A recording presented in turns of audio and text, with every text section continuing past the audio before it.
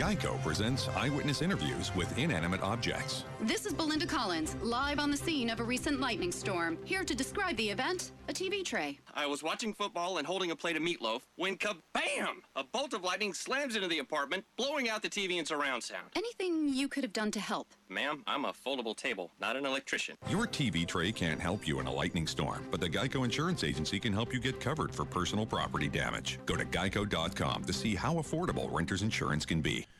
1580, 103.3. This is WPKY 42. We're going to warm up a little bit. It's going to be a cloudy day on tap. We'll have more on the weather coming up. We're continuing to visit with folks, and Joshua Sherill is here with Misty and myself. And Joshua, we've been talking a lot about this. This is kind of your Eagle Scout project we're going to talk about, but you're getting some help from your whole Boy Scout troop, right? Yes, sir. And tell me a little bit about what you guys, your title, I guess, is project coordinator. So you got to make sure this thing comes out okay. And what is your project, and how can we help you with your project? My project is care packages for Princeton Health and Rehab, and I'm getting help from 5 local churches. And then 2 other organizations, and the churches are Quinn Baptist Church. It's Quinn Baptist Church, Ogden Memorial, Methodist Church, Church of Jesus Christ and Latter-day Saints, Unity Baptist Church in Fredonia, Northside, and then the FBLA chapter at Caldwell County is going to assist me. And, oh, that's cool. And then H&R Ministries will help at the tail end of it. How did you come up with this as a project?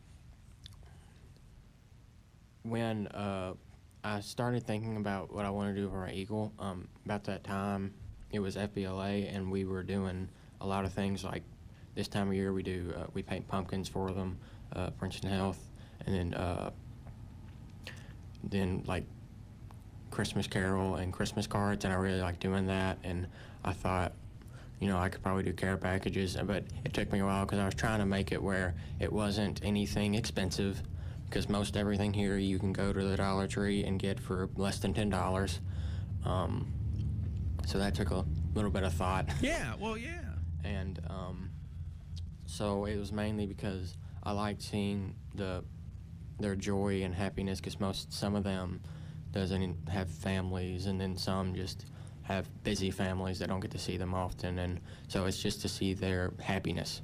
That's a great point, because I wondered if you'd been out there, because I hear there's some really neat people out there, and things that you and I, it's no big deal. To them, it means the world. Like if you just take time and sit and have a conversation, that makes their day or their week. Do you have family at the facility, or what got you interested in the facility? I do not have family in there. It mainly was seeing their joy and happiness, and a lot of them are there's some funny people, and then there's just having conversations with them can be fun and nice, and just see their reactions, and there's those. But I do know a few people from there. Yeah, how did you get involved? Like, how did you start with the? It started mainly with an idea, because I knew I wanted to do something that helped people, maybe that didn't have the same things that others do. And ironically, at the same time, I was doing things with FBLA with nursing homes, and I really liked it. So I thought I could do care packages for it, and that's where the idea rised up. The items in the care packages, how did you come up with what would be most useful for those folks? First, I did a lot of looking online, and then I talked to the leadership there, and then some of the residents there and things like that, and other people I knew that had either family members or friends in there, and I came up with most of these items that are affordable, and then that would be great. Most of these are just things to bring up the morale and the happiness of them, and it's things like puzzle books or adult coloring books, pens and color pencils. It's going to consist of a fake flower, little notepads,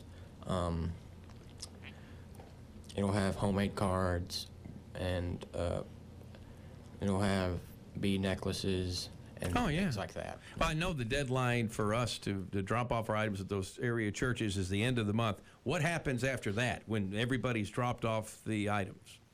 After everyone's dropped off the items, I will go get all the items. I'll comprise them up. I'll make sure and separate, each item and any money donated. And any money donated, what I'll first do is I'll even things out. Like if I have a bunch of pens, and then I only have 30 puzzle books, I'll go out and I'll try to even it out with that, and I'll try to make it an even amount. Yeah. And then I'll get help from my Boy Scout troop, who's going to help assemble the packages, FBLA, some members that's going to help, and then some youth at the Church of Jesus Christ and Latter-day Saints are going to come and help too. So, that's awesome. Well, now, how long have you been a scout? What do you like most about scouting, and how long have you been a scout? Well, I've been a scout probably since about January of my 6th grade year, so I think 2012 or 13. Well, and then what year are you now? I'm a senior in high school. Oh, wow. So since 6th grade? Yeah. Yeah. So, and it was one of the first things I got into as we moved back here, and at first, the first year I was not very involved, but then I got more involved, and I really liked it and enjoyed it, and I started doing things, and I liked it. What do you like most about it? I like that there's a lot of like-minded people around you, and there's some people that might know more about this subject, but not about this subject, and so you can learn from each other, and then it teaches you great life lessons that you might not learn at other places, and then it lets you learn a lot of cool things in fun ways. Yeah. I mean, that's a great answer. I think you did a really good job, I just want to say, on that list, because not only are you providing items that are going to boost their mood and everything, but those items like coloring books and coloring pencils, that's a great thing for residents in rehab facilities, because it will help to enhance their fine motor skills as well as their cognitive skills, the hand-eye coordination, and those are just great items, I think. Yeah, I didn't even think about that, but I'm sure, Joshua, you've given a lot more thought than, thank goodness you didn't come to me for advice on this project. Now, I know through my church, we've had some young men that have gone through the Eagle Scout process. That's quite a process. Now, where are you in your Eagle Scout process, and when you hand out the goodie bags, I mean, what happens for you as you work toward becoming an Eagle Scout with the Boy Scouts? Right now, this is the only thing I have left as main requirements for Eagle Scout. Then I'll go for the Eagle Scout application and the board review and the Scoutmaster Conference, and I'll just finalize everything with my project report and things like that. So after this, I'm well on my way to Eagle, have all the merit badges and all that stuff done. Finally. Yeah, it's a lot. It's a huge commitment. And so the board of review, you'll actually stand before some folks that will ask you questions about all these things you've done to get to the point you are. And the guy who approved and helped me with this project for the district, he's going to be the main guy on the board. And then there's people, and most of them are people that do not know you, and to try to keep bias away. But there are a lot of people from different areas, so I mean, it is kind of, you don't know them. Right, so right. They don't know you're a great guy yet. Yeah. You have to prove that to them. That is awesome.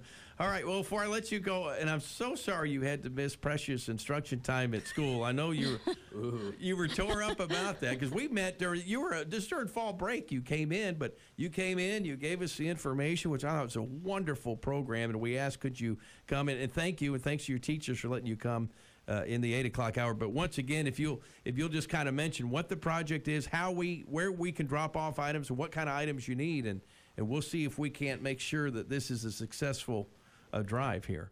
Thank you.